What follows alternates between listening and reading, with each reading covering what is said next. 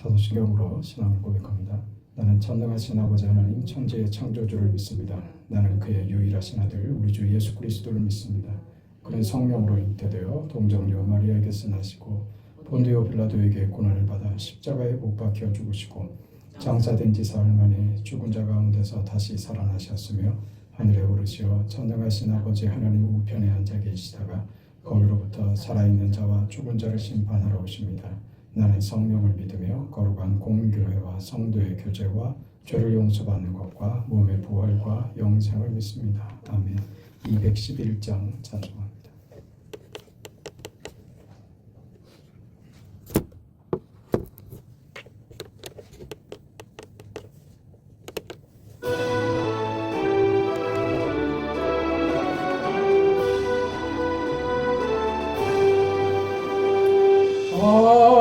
비싼 양유를 주께 드린 막달라 마리아 본받아서 향기로운 산증을 주님께 바치리 사랑의 주 내 주님께 연약한 자에게 힘을 주고 어두운 세상에 빛을 비춰 성실과 인내로 내 영제이 사랑의 주 내 주님께 두려운 마음에 소망 주고 슬픔에 쌓인 자 위로하며 길 잃은 자들을 친절히 이끌리 사랑의 주 내 주님께 인생의 왕혼이 깃들어서 이 땅의 수고가 끝날 때에 주님을 섬기나 평안히 가리라 사랑의 주 내 주님께 아멘.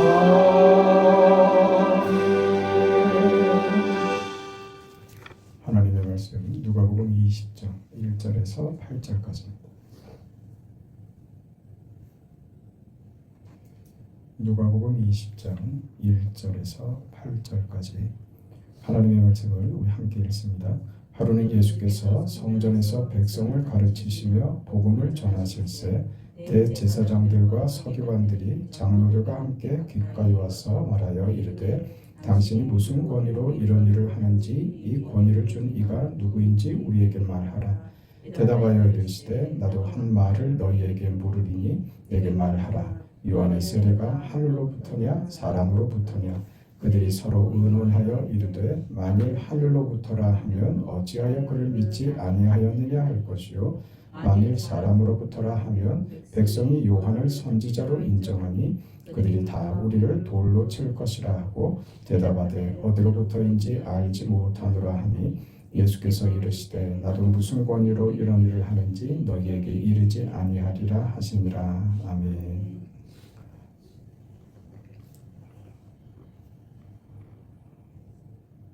아버지의 집은 만민이 기도하는 집이다. 그런 아버지의 집, 기도하는 집, 예배하는 집, 누구든지 와서 하나님을 만나는 곳, 그 교회의 기능과 그 교회의 본질, 그 정체성을 그 그걸 수종들고 섬겨야 하는 그 역할과 위치에 있는 자들이 오히려 하나님을 예배하는 곳을 저들의 지위와 그 권세로 그 바꿔버리는 것이죠. 여기에 대해서 예수님께서 분노하시는 것이고, 저들은 그 예수님의 행위를 이해하지도 받아들이지도 않죠. 여기에서 지금 충돌하고 있는 장면입니다. 결국은 이것이 예수님을 십자가에 매달아 죽게 하는 데까지 이르게 하죠.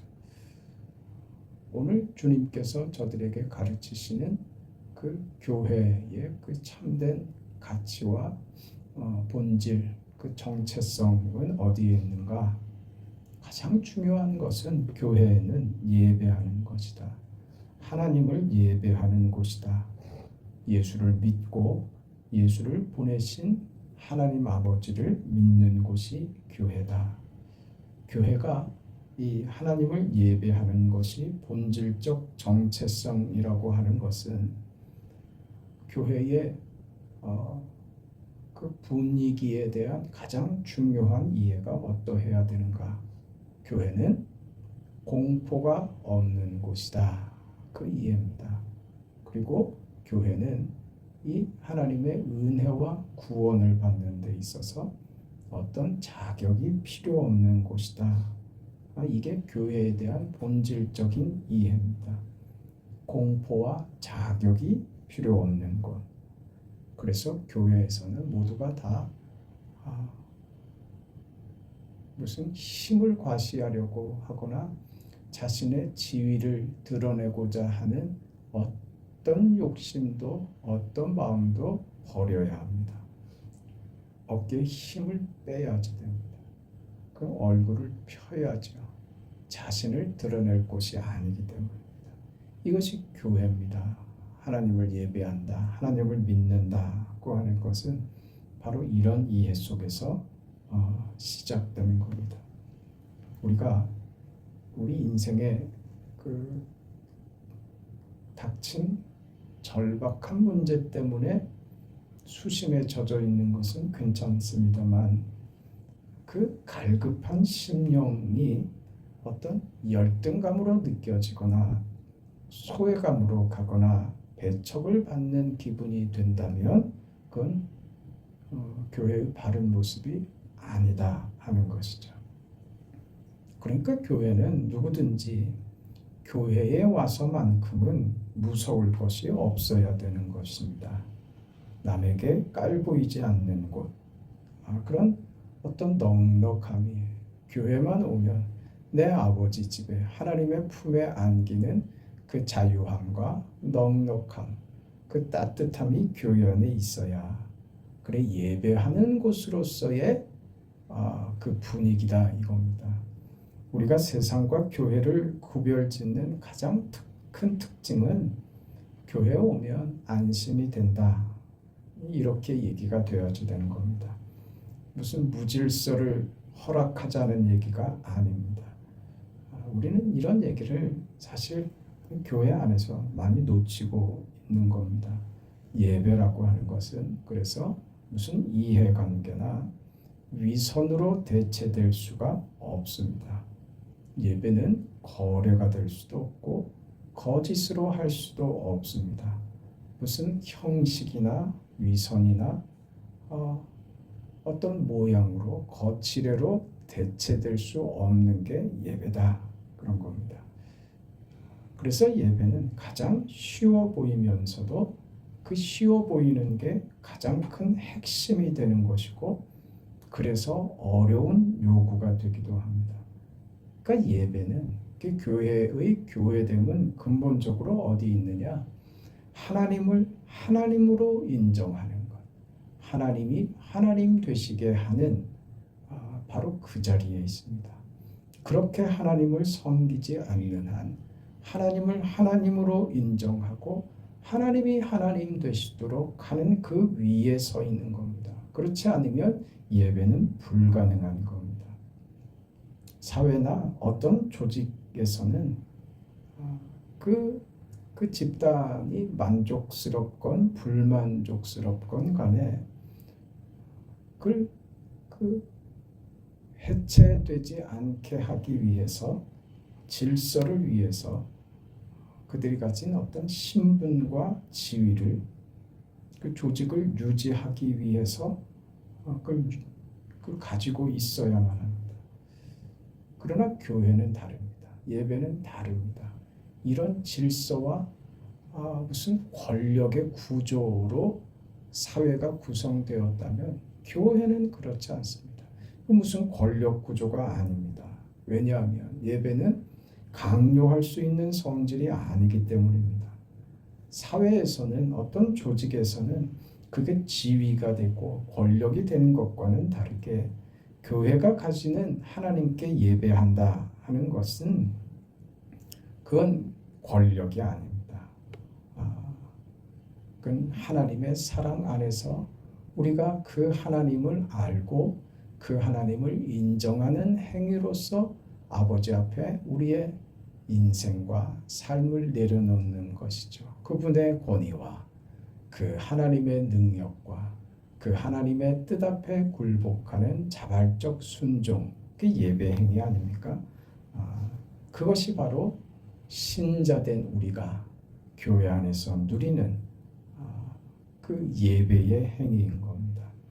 그것을 교인들이 표현하고 누리고 하는 것이죠. 그걸 못하면 교회는 아무리 좋은 사람들이 모이고 아무리 힘 있는 사람들이 모여 있다 할지라도 교회는 헛된 것이 되고 맙니다. 하나님을 만나고 그 하나님 앞에 죄를 고백하고 용서를 구할 수 있고 우리의 소원을 아뢰고 응답을 받을 수 있는 것, 놀랍죠. 이게 교회입니다. 이게 우리가 믿는 하나님입니다. 그래서 우리 좀 극단적이긴 하지만 하나님께 간절히 구하면 응답받는다. 이런 말이 사실은 어려운 겁니다.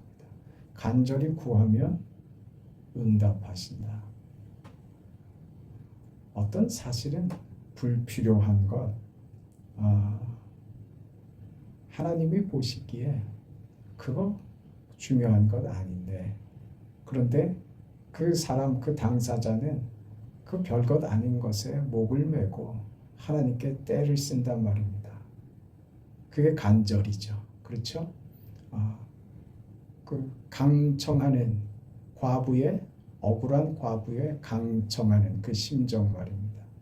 그는 하나님께서 불필요한 것임에도 불구하고 간절히 기도하면 그 응답하신다. 그런 관계단 말입니다.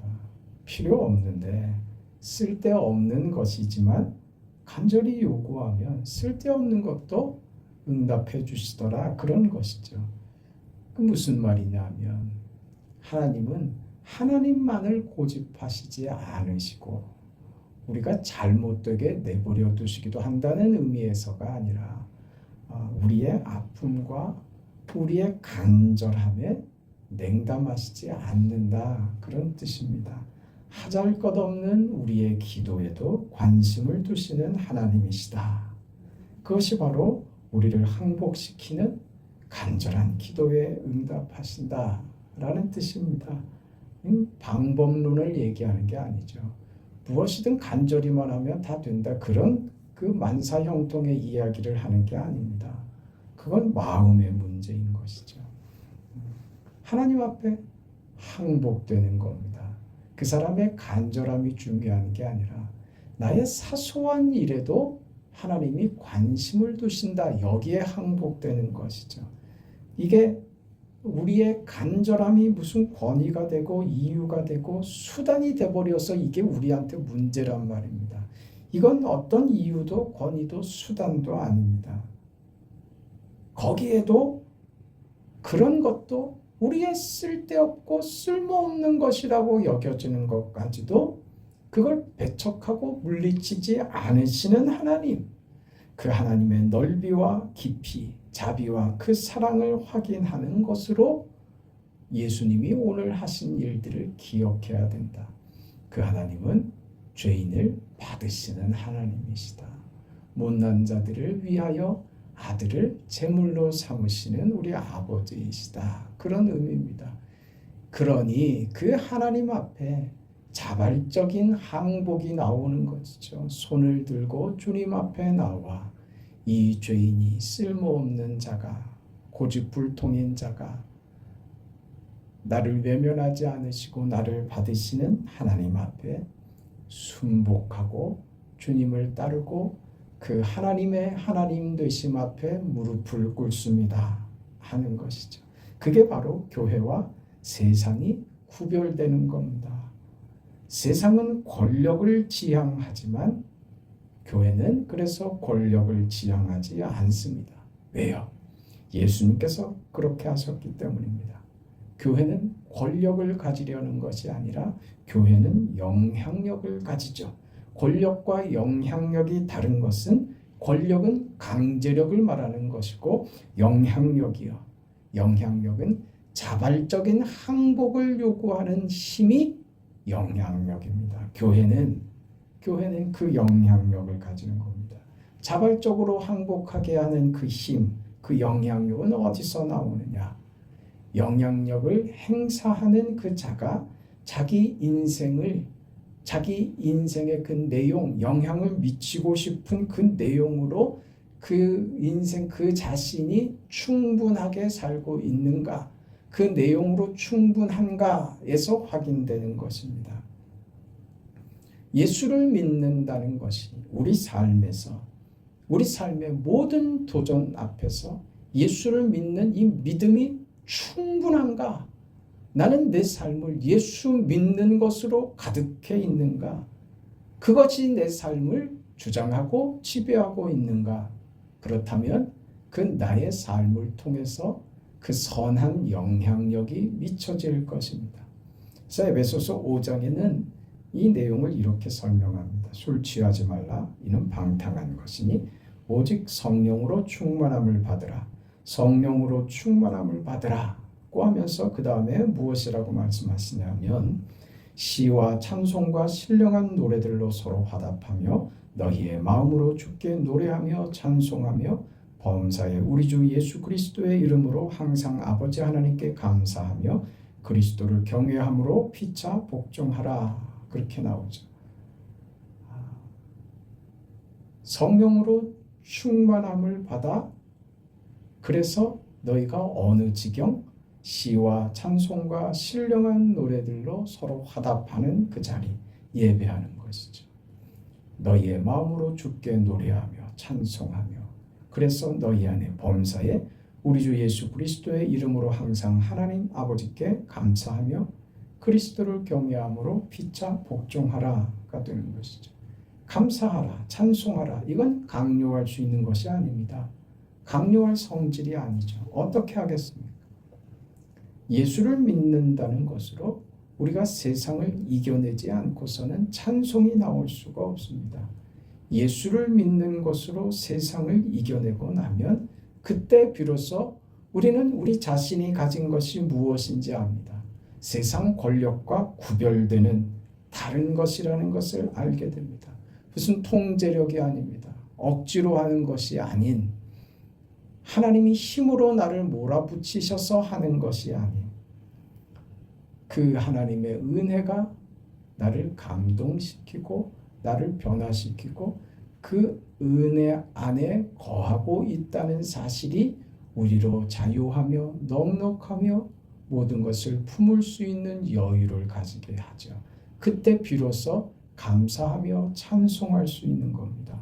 그때 비로소 사람과 사람과의 관계에서 더 이상 통제력, 강제력, 권위를 가지려는, 권력화시키려는 마음을 그때 비로소 버리게 된다 이 말입니다. 힘으로 되는 거 아니구나, 물리력으로 되는 게 아니구나, 강제적으로 무엇이 되는 게 아니구나, 돈 가지고 다 되는 거 아니구나 하는 것을 알죠. 왜?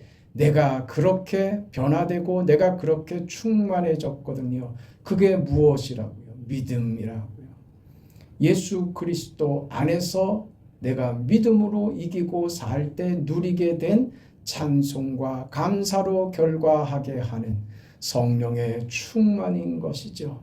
그걸 경험한 자는 권력화시키지 않습니다. 권력으로 내가 항복한 것이 아니기 때문입니다. 그래서 마지막에 이게 비로소 되는 것이죠. 피차 복종하라. 그리스도를 경외함으로 피차 복종하라. 이게 비로소 실천될 수 있는 것입니다. 강요하는 것이 아닙니다. 강요해서 되는 것이 아닙니다. 우리는 답답하죠. 멱살을 잡아서라도 잡아 끌어내리고 싶죠. 근데 이게 힘으로 되는 것 아닙니다. 설교도 그래서 강요가 아닙니다. 사실이 그렇다는 사실을 증언하는 것입니다. 사실의 증언인 이 설교를 여러분이 삶을 통해서 이게 확실한가, 이게 진짜인가 하는 것을 삶을 통해서 확인하셔야 되는 거예요. 그럼 어떻게 확인해요? 해봐야죠. 말씀을 받은 대로 그렇게 살아야죠. 그때 그게 사실이구나 하는 것을 확인하는 겁니다. 이걸 강제력으로 할 수 있냐 이 말입니다. 목사가 설교를 하고 그대로 살라고 멱살 잡고 끌고 다닐 수 있는 일이 아니란 말입니다. 그건 말씀을 들은 당사자들이 본인들이 그렇게 살아봄으로써 그게 사실인 것을 확인하셔야 되는 것이다. 그렇지 않으면 예배가 마치 무슨 신통하게 오늘 나오면 무슨 복권 몇 자리는 알려주는 식으로 그런 기대를 가지게 된단 말입니다. 그건 서로에게 헛수고입니다. 그건 설교가 가지는 내용이 될 수 없습니다. 하나님을 예배한다는 것은 우리에게 무슨 신통한 비밀을 알려주는 것이 아니고 우리의 인간적인 욕구를 만족시켜주는 그런 행위가 되는 것이 아닙니다. 하나님은 우리의 아버지이십니다. 그 하나님은 선하신 분이며 우리를 복되고 안전한 길로 인도하시는 좋으신 하나님이십니다. 그 하나님께서 우리에게 예배를 요구하십니다. 무슨 말입니까? 너는 나로 충분하다는 것을 이해하거라. 너는 나만으로 모든 것이 허락되며 나에게서만이 네 인생이 가치와 모든 필요와 충분히 이루어진다는 것을 이해하거라. 이 이해에 네 자신이 항복하여 나만을 바라보거라. 그럼 나는 너의 하나님이 되며 너의 인생에 하나님이 너의 인생의 하나님이 되심으로 네 인생이 얼마나 부요해지며 하나님께서 너의 인생에 기대하시고 만드시려고 하는 그 위대한 뜻이 무엇인지 알게 될 것이다. 찾을 수 있게 될 것이다 하는 것이죠. 하나님을 예배하고 얼마든지 들으시고 우리를 안아주시고 우리 고백에 우리의 요청에 답하시는 그 하나님, 나는 그 하나님을 예배할 수 있는 자입니다. 이것이 우리 신자가 가지는 힘입니다. 이걸 우리 생활 속에서 실천해야 합니다. 삶과 우리 인생과 현실 속에서 진지하게 고민하며 진지하게 싸워야 합니다. 하나님이 우리의 예배를 원하신다라는 말은 바로 이런 자리에 있는 겁니다. 그 하나님 앞에 항복하고 그 하나님의 뜻을 마음으로 받고 현실 속에서 그렇게 투쟁하듯이 싸워내는 신앙의 자리, 그게 하나님을 예배하는 것입니다. 하나님이 우리에게 예배를 원하신다라는 말이 가지는 의미이고 뜻입니다. 그것이 바로 우리가 받은 축복입니다. 그걸 확인할 길은 우리가 모여서 하나님 앞에 순복하여 엎드리는 것이며 나가서 예배를 통하여 주신 말씀과 은혜의 뜻을 삶을 통해서 행해내는데 예배가 있는 것입니다. 그게 우리가 받은 특권입니다. 신자의 특권입니다. 삶을 통해서 실천함으로 하나님의 자녀라는 그 이름이 주는 그 권세, 그 특권으로 여러분의 오늘 현실을 찬송으로 바꾸시길 바랍니다. 그때 우리의 현실과 교회가 하나님의 영광을 회복할 수 있게 될 것입니다. 그런 은혜로운 복된 날 되시기를 주의 이름으로 축원합니다. 하나님 아버지, 그 크신 은혜와 영광의 뜻 앞에 감사하며 찬송하며 예배합니다. 우리의 삶에 하나님의 뜻이, 그 온전하신 그 계획과 하나님의 영원하심이 우리의 삶을 통해서 드러나며 하나님이 기뻐하시는 인생, 하나님이 복 주시는 그 영광과 위대한 특권이 우리 삶 속에서 늘 경험되는 하나님을 아버지로 모신 자의 그 위대한 인생을 살아가기를 원합니다. 하나님, 우리의 예배를, 우리의 마음을, 우리의 소원을, 우리의 목소리를 하나님 들으시고 마음에 담으시고 우리를 품어주시며 우리 소리에 귀를 기울여 주셔서 아버지 앞에 순복하는, 항복하는 거룩한 백성들에게 하나님께서 은혜를, 긍휼을, 사랑을 풍성히 내리워 주시옵소서. 오늘 하루도 지켜주시고 좋은 일기 가운데 사랑하는 성도들의 삶에 하나님께서 은혜와 긍휼로 강건함으로 함께 하시옵소서. 감사드리며 예수님의 이름으로 기도합니다. 아멘. 하늘에 계신 우리 아버지여, 이름이 거룩히 여김을 받으시오며 나라가 임하시오며 뜻이 하늘에서 이루어진 것 같이 땅에서도 이루어지이다. 오늘 우리에게 일용할 양식을 주시옵고 우리가 우리에게 죄 지은 자를 사하여 준 것 같이 우리 죄를 사하여 주시옵고 우리를 시험에 들게 하지 마시옵고 다만 악에서 구하시옵소서. 나라와 권세와 영광이 아버지께 영원히 있사옵나이다. 아멘.